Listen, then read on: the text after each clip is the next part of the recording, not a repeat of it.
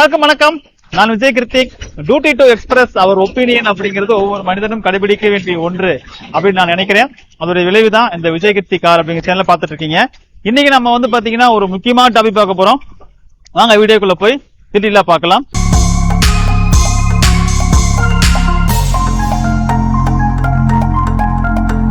காவேரி ஆத்தங்கரையில நம்ம வந்து நின்றுட்டு இருக்கிறோம். நீங்க பாத்துட்டு இருக்கிறது வந்து பாத்தீங்கன்னா இப்போ கரை புரண்டு ஓடிட்டு இருக்கு காவேரி. நம்ம வயநாடு அப்படிங்கறத ஒரு இஷ்யூ ஆச்சு. அங்க வந்து நிறைய மக்கள் வந்து இறந்திருக்காங்க, நிறைய பேர் பாதிக்கப்பட்டிருக்கிறாங்க. எதிர்பாராத ஒரு சடனான விபத்து ஏற்பட்டு இது நடந்திருக்கு.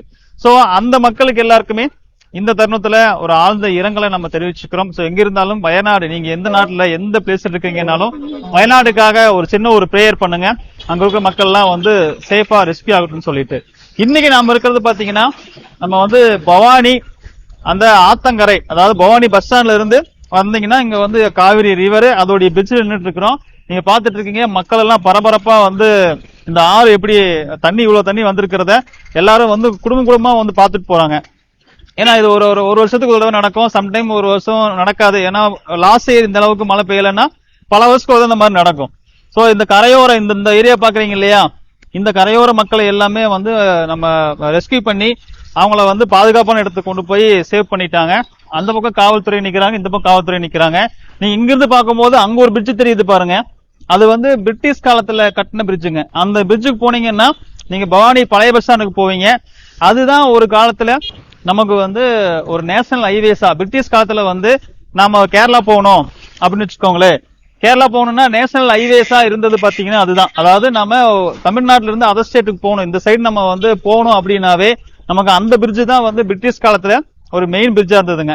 சோ அந்த பிரிட்ஜை வந்து ரொம்ப வருஷம் ஆயிட்டதுனால இந்த மாதிரியான ஒரு வெள்ள எச்சரிக்கை வரும்போது என்ன பண்ணிடுவாங்கன்னா ரெண்டு பக்கம் பிளாக் பண்ணிட்டு இந்த கரையோர மக்கள் எல்லாமே வந்து வீட்டை காலி பண்ண சொல்லிவிடுவாங்க. ரொம்ப ஆத்த ஒட்டி இருக்கிற வீட்டையெல்லாம் காலி பண்ணி அவங்க மண்டபத்துல வந்து அவங்களை ஸ்டே பண்ண வச்சிருவாங்க. சோ இதெல்லாம் நம்ம வந்து உங்ககிட்ட பகிர்ந்துக்கணும். இப்படி எல்லாம் போயிட்டு இருக்கு, நிலவரம் எப்படி இருக்கு, எல்லா பக்கமும் திருமணம் பக்கம் பூரா தண்ணி அப்படிங்கிற ஸ்டேஜ் இன்னைக்கு வந்து நமக்கு இருந்துட்டு இருக்குது. எல்லா பக்கமும் கடுமையான மழை பெய்யுது அப்படிங்கிறது தான் நம்ம வந்து இன்னைக்கு பாக்குறோம். அது போக இன்னைக்கு ஒரு முக்கியமான டாபிக் நாங்க பார்க்க போறோம். என்னன்னா மைவி3 ஜோனல் ஆபீஸ் எல்லாம் க்ளோஸ் பண்ணுங்க. அதாவது என்ன அப்படின்னா மைவி3 ஜோனல் ஆபீஸ க்ளோஸ் பண்ண போறாங்க, அதாவது மூட போறாங்க அப்படின்னு சொன்னா மக்கள் உடனே கொந்தளிச்சிருவாங்க அப்படின்னு சொல்லிட்டு இப்ப அவங்க என்ன பண்றாங்க அப்படின்னா மைவி3 ஜோனல் ஆபீஸ் வந்து மூடுவதாக, ஒரு 10 நாள் லீவ் விடுவதாக, அதாவது மூடுவதாக அப்படின்னு ஒரு ரூமராமா. கார்த்திக் பிள்ளை அவர் வந்து இப்போ ஜஸ்ட் நவ் இந்த வீடியோ நான் எடுத்துட்டு இருக்கிற இந்த வந்து நிமிஷத்துல அந்த கார்த்திக் பிள்ளை அவருடைய வீடியோ பார்த்துட்டு தான் வந்து இந்த வீடியோ நான் எடுக்கிறேன். ஏன்னா உடனே மக்களுக்கு ஒரு செய்தி சொல்லணும் அப்படிங்கிறதுக்காக. சோ அவர் என்ன சொல்றாரு அப்படின்னா ஒரு ஜோனல் ஆபீஸை எல்லாம் மூடுறாங்களா, இது ஒரு ரூமரா இருக்கும் மக்களே, இது ரூமரா இருக்கும் பட்சத்துல அது உண்மையா இருந்தா நல்லது. அதாவது எப்படின்னா மூட போறாங்க அப்படிங்கறது உறுதி, அதை வந்து மூடிட்டாங்க, ஜோனல் ஆபீஸ்ல ஒன்னா க்ளோஸ் பண்ணிட்டு போறாங்க அப்படிங்கறது செய்தி வந்துருச்சு. ஆனா அது ரூமராமா. ஆனா மூடிட்டான், அதாவது ஜோனல் ஆபீஸ் எல்லாம் க்ளோஸ் பண்ணிட்டான், ஒரு 10 நாள் லீவ் விட்டுட்டா அது நல்லதாமா. சோ அதுக்கு ஒரு கம்பெனி, இதுக்கு முன்னாடி நடந்த ஒரு கம்பெனி, அந்த கம்பெனியில வந்து எம்டி இப்படிதான் அரெஸ்ட் பண்ணாங்க, 18 வழக்கு கொடுத்தாங்க. அந்த வழக்கை வந்து விசாரிக்கும் போது அப்புறம் இது இப்படி போச்சு அப்படி போச்சு, அந்த கதை வழக்கம் போல அவர் ஒரு ஸ்கிரிப்ட் எழுதுவார் இல்லையா, அவர் திரைப்பட டைரக்டர் வேற முயற்சி பண்ணிருக்கிறாரு. நோட் பண்ணிக்கணும் இந்த வார்த்தையை, அவர் ஒரு வார்த்தையை நோட் பண்ணிக்க சொன்னாரு. என்ன அப்படின்னா அந்த எம்டியை அரெஸ்ட் பண்ணாங்க, இந்த வார்த்தையை நோட் பண்ணிக்கோங்க, அந்த எம்டியை அரெஸ்ட் பண்ணாங்க, இவரு போய் சரணடைந்தாரு அப்படின்னு பேசுறாரு. அதாவது இவர் சரணடைஞ்சிருக்கிறாரு, அவரை வந்து அரெஸ்ட் பண்ணிருக்கிறாங்க. ஏன் இவர் சரணடைந்தாரு, அவர் ஏன் கைது செய்யப்பட்டாரு அப்படின்னு ரெண்டுக்கும் வித்தியாசம் இருக்கு. ஏன்னா இவங்க க்ளோஸ் பண்ணிட்டு ஓடுனதுக்கு அப்புறம் நம்ம போய் வழக்கு கொடுத்தோம் அப்படின்னா அவர்களை தேடி பிடிச்சி கைதி தான் செய்தாகணும். கம்பெனி நடந்துட்டு இருக்கும் போதே இந்த கம்பெனி ஒரு போர்ஜரி பண்றாங்க, இவங்க வந்து ஒரு ஸ்கேம் ஆக்டிவிட்டிஸ் பண்றாங்க, இதை நோக்கித்தான் இவங்க போறாங்க, இதை என்னன்னு விசாரிங்க அப்படின்னு சொல்லி ஒரு தகவல் கொடுத்து விசாரணைக்கு உட்பட்டும் போது தெரிஞ்சிருச்சு இவங்க வந்து ஒரு ஃபேக் ஆக்டிவிட்டிஸ் தான் பண்றாங்கன்னு சொல்லிட்டு. சோ ஒரு ஃபேக் ஆக்டிவிட்டிஸ் பண்றாங்க அப்படின்னு உறுதியான உடனே அவங்க மேல வழக்கு போடப்பட்டிருக்கு. அந்த வழக்குக்கு அவர் வந்து என்ன ஆகணும் அப்படின்னா ஆஜர் ஆகணும். இப்போ ஒரு சைடு என்னன்னா அட நம்மளுடைய பிளான் எல்லாமே தெரிஞ்சிருச்சு வெளியே, நம்ம இப்ப விட்டுட்டு போக முடியாது. ஏன்னா மக்கள்கிட்ட சொல்றோம் வாழ்நாள் முழுக்க வருமானம் சொல்லி தலையை காமிச்சு முகத்தை காமிச்சு பேசிட்டே இருக்கிறோம். இப்போ நம்ம பணம் போட முடியாத சூழ்நிலைக்கு வந்துட்டோம். ஏன்னா நாம பிளான் பண்ற மாதிரி 60 லட்சம் ஓஎம் மெம்பர் இருக்கிறாங்க, பாக்கி எல்லாம் மத்த உறுப்பினர்கள் கலந்துருக்கிறாங்க. ஆனா கிட்டத்தட்ட தோராயமா 69 லட்சத்துல 60 லட்சம் ஓஎம் மெம்பரே இருக்கிறாங்க. அப்போ 60 லட்சம் ஓஎம் மெம்பரை நாம உறுப்பினரா பணம் போடக்கூடிய ஆளா மாத்தணும் அப்படின்னா முதல்ல அவங்களுக்கு காசு கொடுக்கணும்.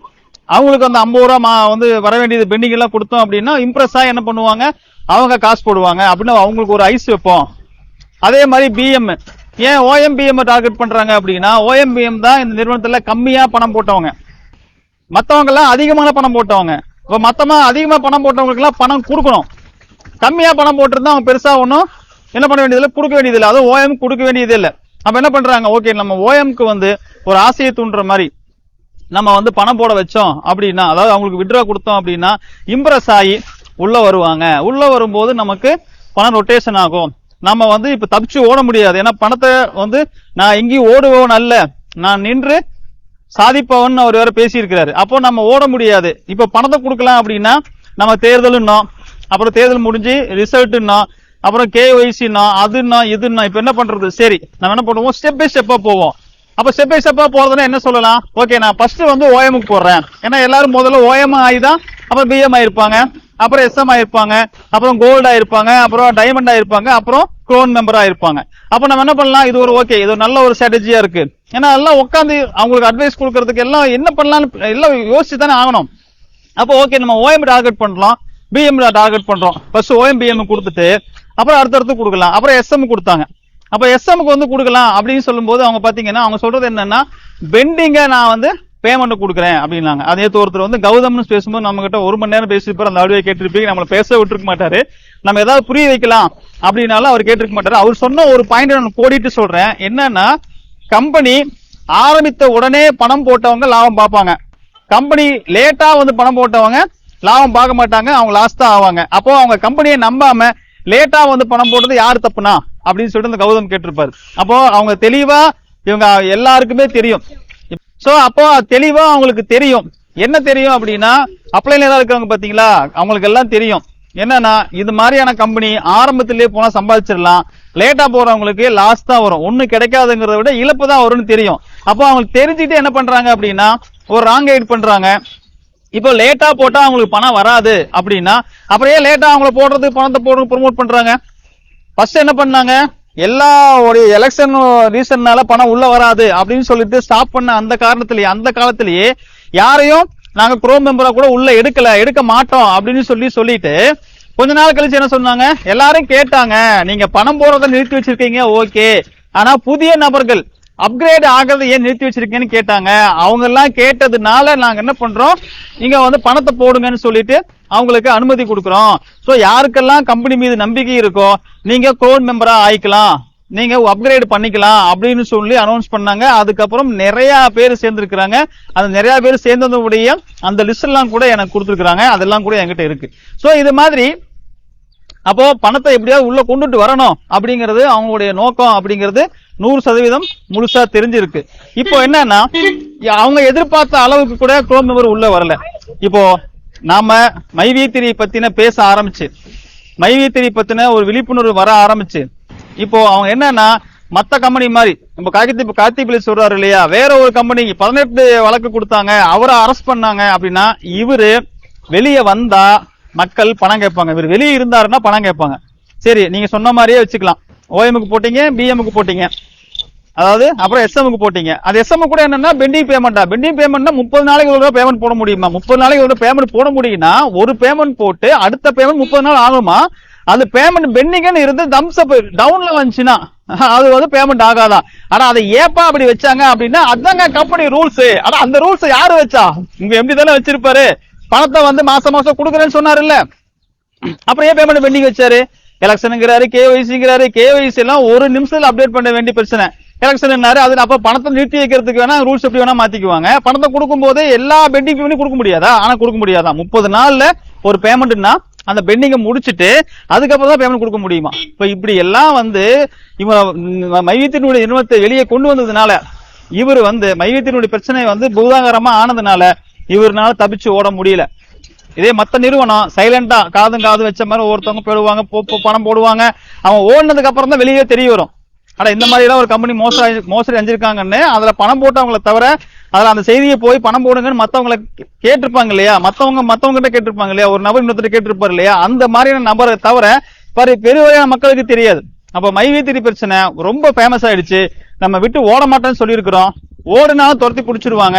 கம்முன்னு நாமளே போய் உள்ள உட்காந்துட்டோம் அப்படின்னா பணம் கொடுக்க வேண்டியது இல்ல. ஏன்னா தூக்கி உள்ள வச்சுட்டாங்களே, நான் எப்படி பணம் கொடுப்பேன்? இப்ப அவரு தானே உள்ள போயிருக்காருங்க. அவர் மொபைலு இவங்க மக்கள் சொல்ற மாதிரி எதுவுமே சீஸ் பண்ணல அப்படின்னா அவரு தான் உள்ள போயிருக்காரு. அந்த ஆத்தன்டிகேஷன் எத்தனை டைரக்டர் இருக்கிறாங்க, அவரா உட்காந்து ஒவ்வொரு சொல்றாங்க. அவர் வந்து பட்டன் தட்டினா தான் பணம் வருமா, ரேகை வச்சாதான் பணம் வருமா, எல்லாம் எந்த காலத்துல இருக்கிறாங்க, எங்க இருக்கிறாங்க, மக்கள் எந்த மனநிலையில் இருக்கிறாங்க அப்படிங்கிறது 100% நமக்கு புரியல. சோ அந்த வகையில பார்த்தோம் அப்படின்னா இப்போ கார்த்திக் பிள்ளைய வந்து தெளிவா இன்னமும் மக்களை வந்து இதுக்கு மேல தெளிவா சொல்லணும் அப்படின்னா யாராலையும் சொல்ல முடியாது. ஜோனல் ஆபீஸ் க்ளோஸ் பண்றாங்க. அவர் உடனே சொல்றாரு க்ளோஸ் பண்ணல, லீவு விட்டுறாங்க. சரி, லீவு விடுறது நல்லதா கெட்டதா? லீவு விடுறது நல்லது மக்களே. 5ஆம் தேதி அதாவது ஆகஸ்ட் 5க்கும் உங்க எம்டிக்கும் என்னங்க சம்பந்தம்? சுதந்திர போராட்ட தியாகிகள் எல்லாம் போராடி இந்த நாட்டுக்கு சுதந்திரம் பெற்ற நாள் அது. அந்த நாளை எம்டியோட கம்பேர் பண்ணி அந்த நாள் வெளியே வந்துடுவாராம். அந்த நாள் தான் இவங்க சுதந்திர தினத்தை வந்து எம்டியோட தான் கொண்டாடுவாங்களாம். சோ வரட்டும், நான் கூட அவருக்காக ப்ரே பண்றேன்னு சொல்லியிருக்கேன். இப்ப கூட ப்ரே பண்றேன். அவரு ஒரு பகடக்காய், அவங்களை ஆட்டி வைக்கிறது யாரோ, இவர் சும்மா வந்து முன்னாடி பிகின் த ஸ்கிரீன் அவ்வளவுதான் வந்து போறாரு. இவர் பாவம் ஏன் மாட்டிக்கிட்டு தேவையில்லாம இதுல போய் சிரமப்படுறாரு அப்படிங்கிற வருத்தம் எனக்கு கூட உண்டு. சோ மக்களே, உங்களை தெளிவா அப்படியே இன்ச்சு பை இன்ச்சா நகர்த்தி உங்க மண்டைய, அதாவது உங்களுடைய மூளையை பிரெயின் வாஷ் பண்ணி சோ இன்ச்சு பை இன்ச்சா நகர்த்தி கடைசியில வந்து இப்ப க்ளோசிங் ஏதோ சொல்லிட்டாங்க. க்ளோசிங் கூட லீவு தான், ஓபன் பண்ணிடுவாங்க. இது இலவத்த கிளி மாதிரி ஓபன் பண்ணிடுவாங்க. நம்ம காத்துக்கிட்டே இருந்து காலத்தை கடந்து அப்படியே போயிட்டே இருக்க வேண்டியதுதான். இதுதான் நடக்குங்கிறத ஆரம்பத்துல இருந்து நம்ம சொல்றோங்க. இன்னைக்கு நேத்து இல்ல, வெரி ஃபர்ஸ்ட் மைவித்திரி பத்தி விளம்பரம் வீடியோ போடும்போது நான் சொல்றேன். சோ நான் இப்ப என்ன சொல்றேன் அப்படின்னா, இதையே முழு நேர தொழிலா பார்த்துட்டு இருந்தவங்க உங்களுடைய வேற தொழிலை நோக்கி, ஏற்கனவே செஞ்ச தொழில் நோக்கி போங்க. இதுக்கு புதுசா வந்தவங்க ஆல்ரெடி தொழில் இருக்கா, இதை விட்டுட்டு உங்களுடைய அடுத்த வேலையை பாருங்க. இதுல பெரிய கேள்வி என்னன்னா, ஆப் ரன் ஆகுதுன்னு. ஆப் ரன்னா என்னங்க பிரயோஜனம்? அது ஒரு டம்மி கேம் மாதிரி, ஒரு வீடியோ கேம் ஆடுற மாதிரி. அதை வந்து நம்ம கோர்ட்டோ நம்ம வந்து ஆர்பிஐயோ சீரியஸா எடுத்துக்காது. ஏன்னா இவர்கள் அந்த பணத்தை வந்து எடுத்து வச்சுட்டு என்ன பண்றாங்க அப்படின்னா, அந்த பணத்தை எடுத்து வச்சுட்டு என்ன பண்றாங்க அப்படின்னா, அவர்கள் வந்து அந்த வச்சு இவங்களா ஒரு ஓகே இவங்களுக்கு இவ்வளவு விட்ரோ கொடுக்குறாங்களே எல்லாமே. அது வந்து ஒரு வெர்ச்சுவல் பேங்க் எல்லாம் கிடையாது. அப்ப வெர்ச்சுவல் பேங்க் எல்லாம் கிடையாது அப்படிங்கும் போது அதையே ஆர்பிஐ பெருசா வந்து அதுக்காக கவலைப்படணும். ஐயோ எல்லாம் ஆட் பார்த்துட்டு இருக்காங்க, நாளைக்கு அதுக்கெல்லாம் பணம் கொடுக்க வேண்டியதா வரும். அதெல்லாம் ஒண்ணும் கிடையாது. அது சும்மா நீங்க ஒரு கேம் ஆடுற மாதிரி டைம் பாஸ் பண்ணிட்டு இருக்கீங்க. அதை யூஸ் பண்றதா, ஆட் பார்த்து கேப்சா போடுறதா வேணாமா அப்படிங்கறத நீங்க தான் முடிவு பண்ணணும். ஆனா தெளிவா சொல்லிட்டாங்க, ஜோனல் ஆபீஸ்ல க்ளோஸ் பண்ண போறாங்க. சோ மக்களே, உங்ககிட்ட ஒண்ணு சேர்க்கணும் அப்படிங்கறத அந்த வீடியோ. இன்னும் அடுத்தடுத்து என்ன கூத்து இவங்க தான் சொல்ல போறாங்க, என்ன கூத்து பண்ண போறாங்க, அதுக்கு என்ன ரீசன் சொல்ல போறாங்க அப்படிங்கறத பாக்குறதுக்கு நானும் ரொம்ப ஆர்வமா இருக்கிறேன். இந்த வீடியோல மீண்டும் சந்திக்கலாம். எல்லாருக்கும் வணக்கம், பாய்.